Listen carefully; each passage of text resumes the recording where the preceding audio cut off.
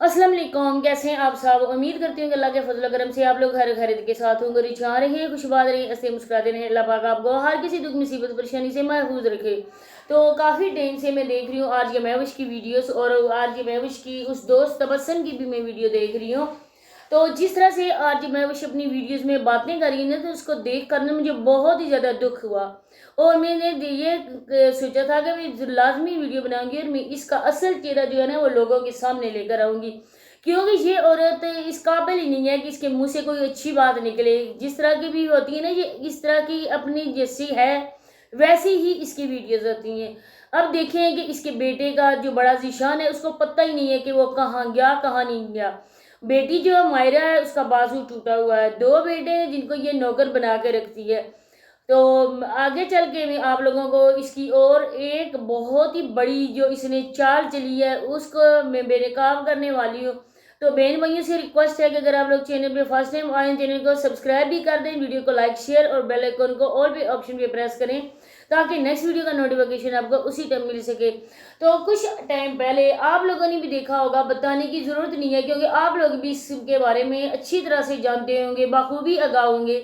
जिस तरह इस औरत ने एक ड्रामा रचाया था, कहा था कि मेरी जो ना उसको शोहर ने मुझको डाइवोर्स दे दिया, हमारी तलाक हो चुकी है। इसके बाद इसने कहा था कि मेरा शोहर अपनी बात से मुकर गया है। वो कहता है कि मैंने इसको तलाक नहीं दी है और अब मैंने ये किया कि मैंने अदालत के थ्रू खुला का केस कर दिया और मुझे खुला होगी।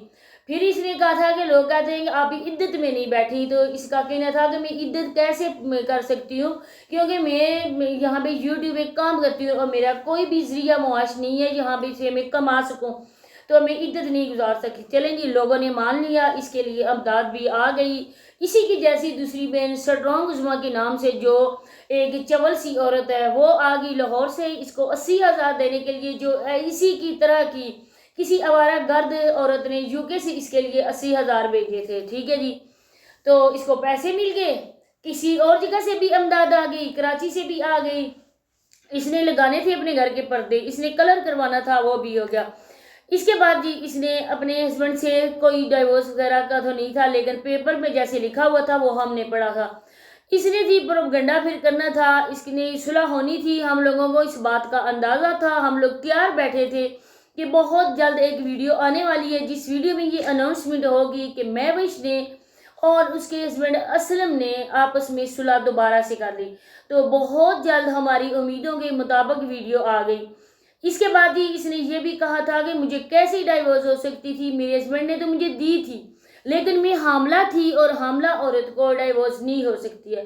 तो हामला औरत को भी हो सकती है, और जब तक वो ठीक नहीं होती, डिलीवरी नहीं होती, डिलीवरी के बाद उसकी तलाक वाजिया होती है। तो इसके बाद ही लोगों ने कहा कि हाँ जी ठीक है जी, तलाक जो है ना वो हामला औरत को नहीं हो सकती है। हम लोग ये भी सोच रहे थे कि बहुत जल्द ये भी अनाउंसमेंट आएगी कि इसका अबॉर्शन हो चुका है। तो हमारी जैसे हमने सोचा था वैसे ही वीडियो आई और इसने कहा कि बहुत बड़ी परेशानी बन गई। आप लोग पूछते हो कि आपका बेबी कब आएगा, तो मैं बहुत ही अफसोस के साथ अपने बहन भाइयों को ये बता रही हूँ कि मैं बीमार थी और मेरा जो है ना वो हो गया है मिसकैरेज, और मेरा बेबी दुनिया से आने से पहले ही चला गया। तो हमें पता था कि ये एक झूठ है, एक प्रोपगंडा है। जो औरत डांस कर रही है, शादियों में झूमर डाल रही है, वो कभी हामला नहीं हो सकती है। अब जिस घर में वो औरत इसकी दोस्त थी जिसके साथ इसने वीडियोस बनाई थी, वो औरत उस घर में रही, इसने उस औरत के साथ मिलकर एक गनौनी चाल चली और उस औरत को उसने कहा कि उसकी वीडियोस बना लो। कितने कितने मर्दों के साथ उस औरत को जोड़ा गया, आखिरकार उसकी वीडियोस बना के एक नकाबपोश हसीना नमूदार हुई और उसके मतलब उसने बातें करना शुरू कर दी। हालांकि इस बात में कोई सदाकत नहीं है। अगर वो औरत ख़राब भी है तो मैं वही सहबा आप कौन सी अच्छी हैं? आपने किस किस मर्द के साथ वीडियोस नहीं बनाई? किस मर्द के साथ आपने जाके हाथों में हाथ डालकर क्लिप नहीं बनवाए? आपने टिकटॉक पे कितने मर्दों के साथ वीडियोस बनाई? बगैर दुपट्टे के तुमने गैर मर्दों के साथ झूमर डाला। जो औरत खुद गलत है ना, वो दूसरों को तो गलत ही समझेगी। वो यही समझेगी कि हो सकता है कि किसी का रिश्ता भाई जैसा बहन जैसा हो, और वो उसके घर आया और इसने उठा के ना उसको बदनाम शुरू कर दिया। کہ اس عورت کا اس کے ساتھ کوئی تعلق ہے، اس عورت نے یہ ہے، وہ گندی ہے، تمہیں آ گیا ہے ڈی پی او کا نام لینا، تمہیں جی پی او کا پتہ نہیں کس کس بلا کا تمہیں نام لینا آ گئے، تمہاری ایک فون کال پہ ڈی ایس پی علاقے کا دوڑا دوڑا چلا آتا ہے، تم نے بیچارے چاچا اسلم کھوجی کو جس طرح سے پولیس اسٹیشن لے کر گئی، اس کو مار پڑوائی، اسے 50,000 تم نے لیا، اب تم کھا کے وہی مرنا، کیونکہ وہ تمہاری ساری زندگی کے لیے بہت ہوگا۔ جس طرح تم نے اپنی بیٹی کے ساتھ ظلم کیے، تم نے اپنی بیٹی کو جس طرح سے لوگ کہتے ہیں، میں نہیں کہتی ہوں، لوگ تو یہی کہتے ہیں نا کہ اس نے اپنی بیٹی کو بیک کیمرہ کر لیا۔ اب یہ نہیں پتا حالات کا، کیونکہ اللہ دیکھ رہا ہے، میں اس کے لیے کچھ نہیں کہنا چاہتی، لیکن اتنا میں کہنا چاہتی ہوں، کچھ ٹائم پہلے میں دیکھ رہی تھی ایک ٹک ٹاک کی لائیو، میں کسی کی بروڈ پہ تھی اور وہ عورت تھی ماسک میں، تو مجھے تو سیم ٹو سیم وہ مسکان جیسی لگ رہی تھی، وہی اس کی آنکھیں تھیں، اسی کی طرح اس کا چہرہ تھا۔ اب یہ اللہ جانتا ہے یا وہ جانتی ہے کہ اس میں حقیقت کیا ہے اور جھوٹ کیا ہے۔ میں اتنا کہنا چاہتی ہوں کہ میں نے جب دیکھا تو مجھے تو یہی لگا کہ یہ مسکان زہرا ہے۔